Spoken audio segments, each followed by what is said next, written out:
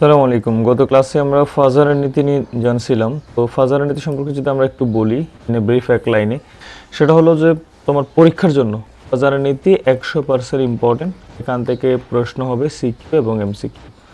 আমরা একটা প্রশ্নের ধরন যদি তোমাদেরকে এখানে দেখাই অনুধাবনে, তোমরা যেহেতু পড়ছো তাহলে বুঝতে পারবার কথা। সেটা হলো এই যে এখানে যে প্রশ্নটি আসে, সে প্রশ্নটি হলো সিলভার ফ্লোরাইড পানিতে দ্রবণীয়, কিন্তু সিলভার আয়োডাইড পানিতে দ্রবণীয় কেন? অর্থাৎ কেন সিলভার ফ্লোরাইড পানিতে দ্রবীভূত হলেও সিলভার আয়োডাইড দ্রবীভূত হয় না? এটার সহজ উত্তর হলো, তোমাদের মনে রাখতে হবে ফাজারের নীতি কি বোঝায়। সিলভার ফ্লোরাইডও একটা আয়নিক যৌগ, সিলভার আয়োডাইডও নিজেও একটা আয়নিক যৌগ। তো এই দুইটা আয়নিক যৌগের সাধারণ ধর্মই ছিল যে ওরা পানিতে দ্রবীভূত হবে, কিন্তু এখানে বলা হলো সিলভার আয়োডাইড পানিতে দ্রবীভূত হয় না। তো আমরা ফাজারের নীতি যেহেতু জেনেই আসছি, তাহলে আমরা এটাই বুঝতে পারছি যে সিলভার আয়োডাইডের মধ্যে সে নিজে যদিও জন্মগতভাবে আয়নিক, কিন্তু তার মধ্যে সমযোজী বৈশিষ্ট্য বিদ্যমান বেশি, সমযোজী বৈশিষ্ট্য বেশি। অর্থাৎ কোনো একটা আয়নিক যৌগে কতটুকু সমযোজী বৈশিষ্ট্য আছে তা যেই নীতির সাহায্যে আমরা প্রকাশ করি সেটাই হলো ফাজারের নীতি।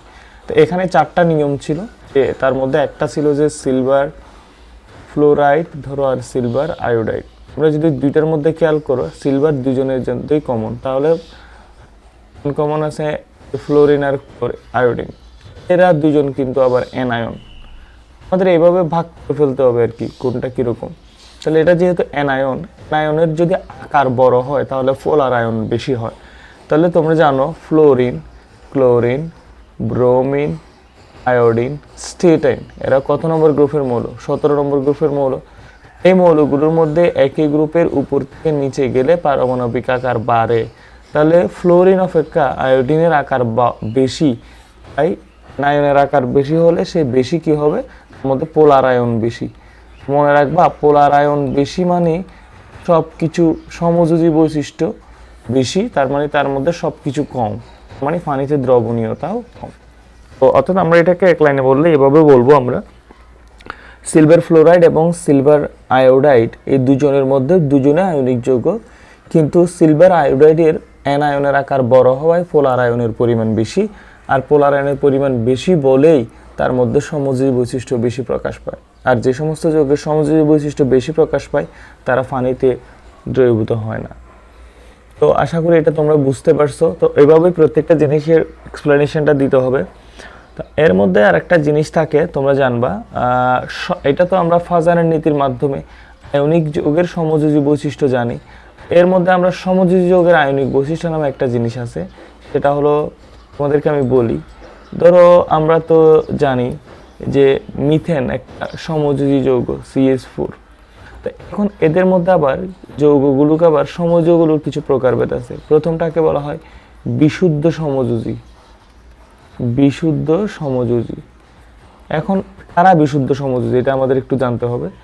2 নম্বরে জানতে হয় অপোলার সমযোজী, পোলারটা পরে পড়ি, অপোলার সমযোজী, অপোলার সমযোজী। আর 3 নাম্বারটা হলো পোলার সমযোজী। তো এই তিনটাই কিন্তু সমযোজী যৌগের পার্থক্য। এখন কোনটার মধ্যে কেমন এটা বুঝি। এখন আমরা তোমাদেরকে যদি বলি যে ক্লোরিন, এই পরমাণু, এই অণু যেটা আছে, এই অণুর মধ্যে বন্ধন আছে যেটাকে আমরা বলি সমযোজী বন্ধন। ক্লোরিনের একটা ইলেকট্রন এখানে, ক্লোরিনের একটা ইলেকট্রন এখানে। এই যৌগটাকে বলা হয় বিশুদ্ধ সমযোজী। কেন বিশুদ্ধ সমযোজী? আমরা মনে রাখবা, যদি একটা সমযোজী যৌগের মধ্যে তড়িৎ ঋণাত্মকতার পার্থক্য, এটাকে আমরা বলি ডেল, মানে পার্থক্য, ই মানে ইলেকট্রো, এন মানে নেগেটিভিটি, ডেল EN 0 হয়, তাইলে সেটা তবে তা বিশুদ্ধ সমযোজী হয়। ওকে, বিশুদ্ধ সমযোজী। তাহলে এখন আসো, ক্লোরিনের তড়িৎ ঋণাত্মকতার মান 3.5, তাহলে আর একটা ক্লোরিন ছিল ওর সাথে, এটারও 3.5। এটা ডেল EN বের করো তোমরা।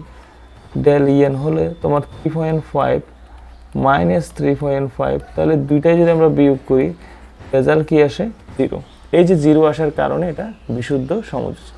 তাহলে সমযোজী যৌগের মধ্যে এটার মধ্যে কোনো আয়নিক বৈশিষ্ট্য নাই। এবার আসো অপোলার সমযোজী। অপোলার সমযোজী হলো যদি তোমার যৌগের মধ্যে তড়িৎ ঋণাত্মকতার পার্থক্য যদি কি হয় ডেল ই এন যদি 0.5 থেকে যদি কি হয় ছোট হয়, তাহলে এদেরকে বলা হয় হলো তোমার অপোলার সমযোজী। অপোলার সমযোজী। এখন একটা মিথেন একটা অপোলার সমযোজী। আসো তোমরা যদি খেয়াল করে দেখো মিথেনের স্ট্রাকচারটা, এটা হাইড্রোজেন, এখানেও হাইড্রোজেন,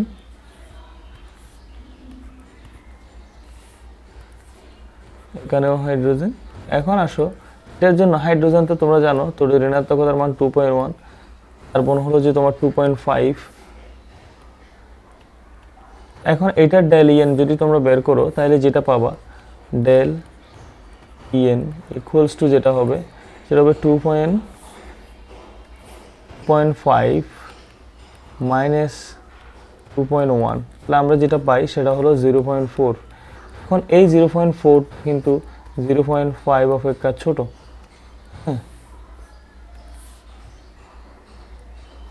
আমি যেটা তোমাদেরকে বোঝাতে চেয়েছি সেটা হলো যে আমাদের এই যৌগটার ঋণাত্মকতার পার্থক্য 0.5 থেকে ছোট হওয়ার কারণে মিথেন হবে একটা তোমার অপোলার সমযোজী।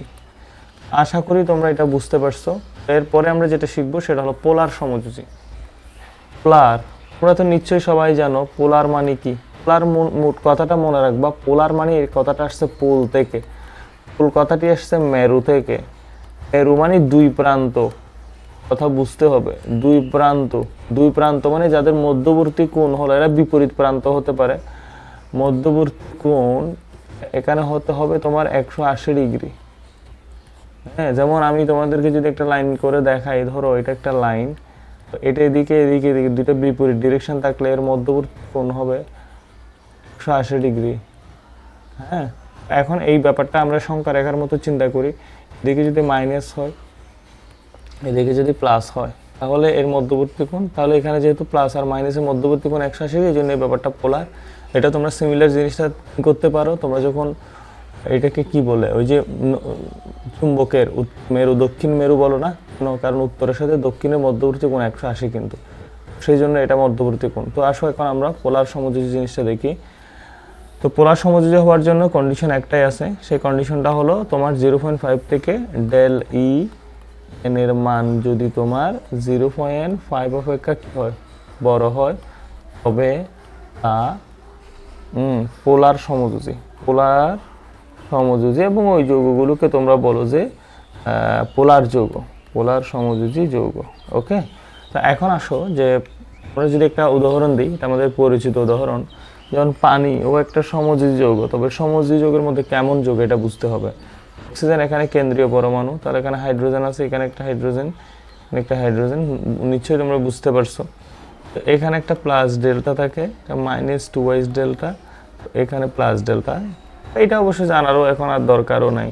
এখন হাইড্রোজেনটা হলো 2.1, অক্সিজেনটা হলো তোমার 3.0, এটা হলো 2.1। এখন তোমরা যদি এটা ডেল ইএন এর মানটা বের করো, ডেল ইএন মানে হলো দুইটার তড়িৎ ঋণাত্মকতার মানের বিয়োগফল। তোমাদেরকে এই মানগুলো কিন্তু জানতে হবে আর কি। হ্যাঁ, তড়িৎ ঋণাত্মকতার মান মুখস্থ থাকতে হবে। তো এখন আমরা জানি 3.0 মাইনাস 2.1 তোমরা বিয়োগ করলে থাকে 0.9।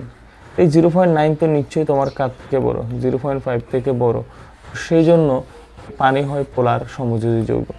এখান থেকে আমরা ইনে সামারি বলতে পারি যে বিশুদ্ধ সমযোজী যে সমস্ত পরমাণুগুলো নিজেদের মধ্যে অনুগঠন করেছে, কোন সকল দ্বিপরমাণু গ্যাস, নাইট্রোজেন, ক্লোরিন, হাইড্রোজেন, এরকম যারা আছে তারা সবাই কিন্তু বিশুদ্ধ সমযোজী। হ্যাঁ, কারণ এদের তড়িৎ ঋণাত্মকতা পার্থক্যের মানটা 0 হয়। তো এরপরে আমরা একটু দেখব, আর পরে এটা বুঝতে পারলাম আশা করি। আর যদি 1.9 থেকেও যদি কেউ বড় হয়ে যায়, এটা একটা ছিল, এটা তোমাদের জন্য রাখতে পারো। 1.9 থেকেও যদি কেউ বড় হয়ে যায়, 50% আয়নিক বৈশিষ্ট্য প্রদর্শন করে, সে কিন্তু নিজেও যদিও সমযোজী, কিন্তু যেমন এই যে তোমাদেরকে আমি যদি একটু দেখাই তাহলে বিষয়টা বোঝাটা ইজি হবে। এই যে এখানে যে উদাহরণটি আছে যেমন হাইড্রোজেন ফ্লোরাইড, তো এটা কিন্তু একটা নিজে একটা সমযোজী যৌগ, হ্যাঁ সমযোজী, কিন্তু এটা দেখা যায় 50% আয়নিক বৈশিষ্ট্য আছে। এটা কেন হয়? কারণ এখানে দেখো ডায়ালিয়ানের মান যদি 1.9 থেকে বেশি হয় বা সমান হয়ে যায় তাহলে তার 50% আয়নিক বৈশিষ্ট্য প্রদর্শন করে। তার মানে হাইড্রোজেন ফ্লোরাইডের মধ্যে 50% আয়নিক বৈশিষ্ট্য থাকবে। এখানে একটা কথা আছে, হাইড্রোজেন ফ্লোরাইড পানিতে দ্রবণীয় কিন্তু বিদ্যুৎ পরিবহন করে না।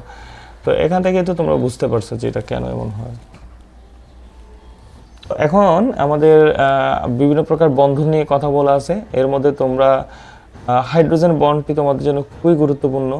তো আমি তোমাদের হাইড্রোজেন বন্ড জিনিসটা বুঝাই।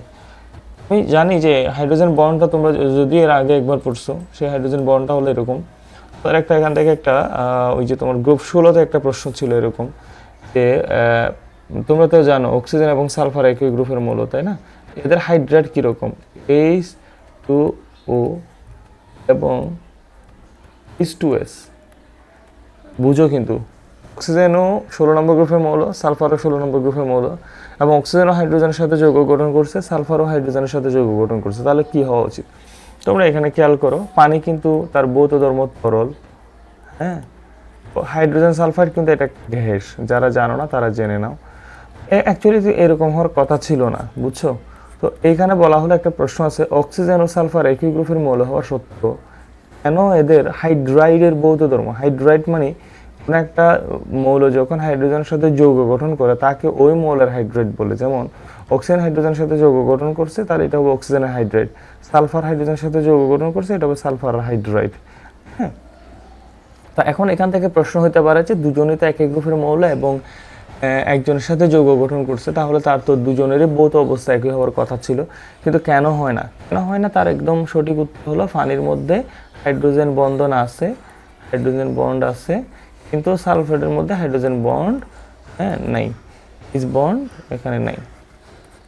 এইট বন্ড না থাকার কারণে এটা হয়। আমরা যদি আরও সহজ করে বলি হাইড্রোজেন বন্ড জিনিসটা কি, তাহলে আমরা ভালো করে বুঝাইতে পারবো। এখানে একটু করে বুঝাই তোমাদেরকে। আসো আমরা একটা পানি, এক গ্লাস পানির কথা চিন্তা করো। তো এই এক গ্লাস পানির মধ্যে এখানে তো অনেকগুলা পানির অণু আছে, হ্যাঁ, অনেকগুলা পানির অণু, অনেকগুলা। এই পানির অণুগুলো একটা আরেকটার মধ্যে আবার আকর্ষণ থাকে কিনা, এটাই মূলত। তো এটা কীভাবে হয় আমরা একটু বলি। দেখো একটা অক্সিজেন এখানে আছে, একটা হাইড্রোজেন এখানে আছে, আমি এভাবে আঁকি। এর পাশে মনে করো আরেক মোল হাইড্রোজেনের পানির অণু আছে। এখন তোমরা দেখো বিষয়টা, না আমি আরো ইজি করে আঁকি তাহলে ভালো হয়।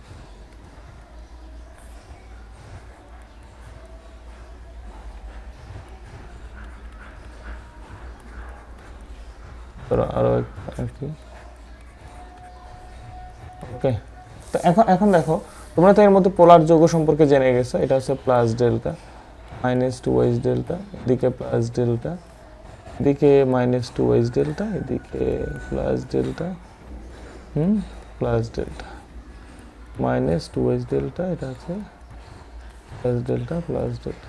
এখন আসো, তো এই যে পানির এটা একটা কিন্তু পানির ইন্ডিভিজুয়াল অণু, এটা খেয়াল রাখতে হবে।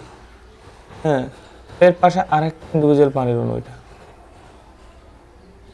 এর পাশে তো আরও একটা আছে, তাহলে এই তিনটা আছে আর কি। তো আমি এগুলো মুছে দিব, যদিও ব্যাপারটা বোঝানোর জন্যই দিছে। এখন আসো, এই যে পানির এই যে প্লাস প্রান্ত, এই অংশটা এই অক্সিজেনের সাথে একটা এক ধরনের আকর্ষণ বল অনুভব করে। আসলে কেন করে? কারণ হাইড্রোজেনের তড়িৎ ঋণাত্মকতার মান 2.1, অক্সিজেন 3.0। এখানে কিন্তু এই হাইড্রোজেন বন্ধন হওয়ার জন্য মানে এর মধ্যে একটা বন্ধন আছে, কারণ এইটা তো পজিটিভ, এটা নেগেটিভ, এটাকে আকর্ষণ করে। তাহলে এর মধ্যে এরা দুজনের মধ্যে এক ধরনের আকর্ষণ থাকে, এটাকে বলা হয় হাইড্রোজেন বন্ধন। একই ঘটনা এই পাশেও ঘটবে, ডট দ্বারা প্রকাশ করা হয়। এখন তোমার প্রশ্ন হতে পারে এটা কখন ঘটবে হাইড্রোজেন বন্ধনটা? হাইড্রোজেন বন্ধন হওয়ার জন্য শর্ত আছে। শর্তের মধ্যে 1 নম্বর হলো হাইড্রোজেন উপস্থিত থাকতে হবে। শুধু হাইড্রোজেন উপস্থিত থাকলেই হয় না, হাইড্রোজেন উপস্থিত থাকলে হয় না, হাইড্রোজেনের পাশে, তার পাশে যার সাথে বন্ধন, ওই যৌগটিকে, ওই মৌলটিকে উচ্চ তড়িৎ ঋণাত্মক হতে হয়, উচ্চ তড়িৎ ঋণাত্মক হতে হয়। এখন দেখো অক্সিজেন কিন্তু মোটামুটি উচ্চ তড়িৎ ঋণাত্মক, কারণ সর্বোচ্চ তড়িৎ ঋণাত্মকতার মান হলো ফ্লোরিনের 4, হ্যাঁ, ক্লোরিনের হচ্ছে 3.5, হ্যাঁ, অক্সিজেনের হলো 3.0। তো এখন এইখানে কিন্তু মোটামুটি তৃতীয় সর্বোচ্চ, এই জন্য এখানে একটা ধরনের আকর্ষণ বল থাকে।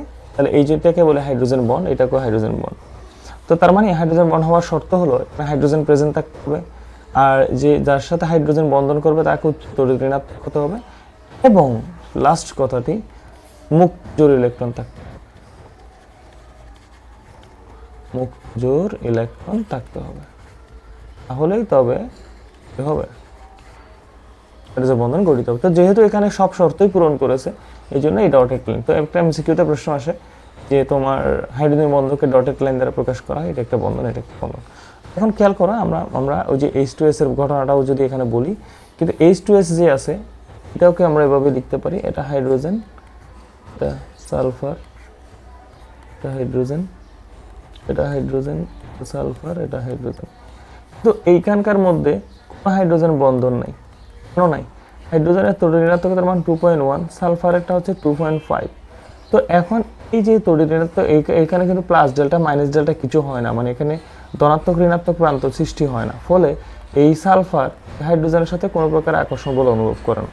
তো আমরা তো পদার্থের কণার গতিতত্ত্ব থেকে জানি, যদি এই অংশটা কোনো আকর্ষণ ছাড়াই থাকে, তাহলে এরা এলোমেলোভাবে ঘুরতে পারবে, তাহলে এর গতিশক্তি বেশি হবে, অর্থাৎ H2S এর। পানির অণুসমূহের এই যে এই অংশটার সাথে এই অংশের এক আকর্ষণ বল থাকার কারণে কিন্তু এলোমেলোভাবে ছোটাছুটি করতে পারে না, তাই এর গতিশক্তিটা কী হয়, গতিশক্তি কম হয়। তার গতিশক্তি কম হলে তার ভৌত অবস্থা কী হয়, ভৌত অবস্থা তরল। তো কিন্তু H2S এর মধ্যে কোনো আকর্ষণই নেই, কোনো হাইড্রোজেন বন্ধনই নেই, এখানে কোনো বন্ধনই নেই, ফলে ও নিজের ইচ্ছা মতো ছোটাছুটি করে, এও ইচ্ছা মতো ছোটাছুটি করে। তাদের গতিশক্তি যেহেতু বেশি হয়, তাই তাদের ভৌত অবস্থা গ্যাস হয়। তো আশা করি তোমরা এটা বুঝতে পারছো। হাইড্রোজেন বন্ধ হওয়ার শর্তগুলো একটু তোমরা মনে রাখবা, যে এখানে দেওয়া আছে তোমাদের ইয়ার মধ্যে।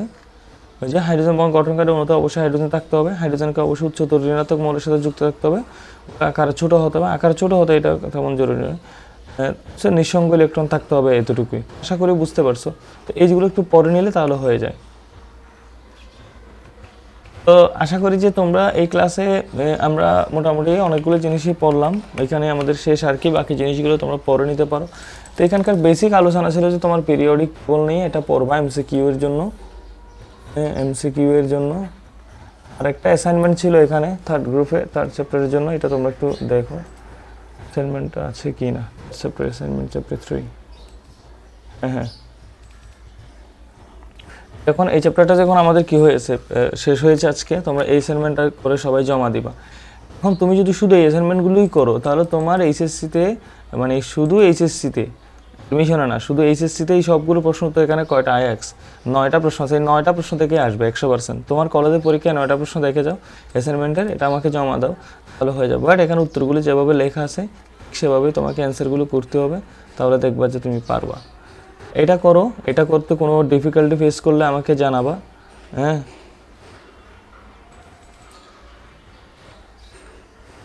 এখন তাইলে তোমাদের এই অ্যাসাইনমেন্ট আর আরেক অংশ আছে, এই দুইটা জিনিস, এই অ্যাসাইনমেন্টটা তোমরা আমি আগামী সপ্তাহে জমা নেব, এটার জন্য 1 সপ্তাহ আমি টাইম দিলাম। এগুলো ব্যাখ্যাগুলো সহ যেভাবে, এগুলো আমি সব বলেছি, এখানে যা যা আছে সব বলেছি, তোমাকে এখন এগুলো কি করতে হবে, হ্যাঁ, লিখে আমাকে জমা দিতে হবে, যাতে তোমার একবার বোঝা হয়ে যায়। এই চ্যাপ্টার শেষ হলো, আগামী চ্যাপ্টার থেকে ক্লাস থেকে আমরা চ্যাপ্টার 4 কেমিক্যাল চেঞ্জ শুরু করবো। আসসালামু আলাইকুম।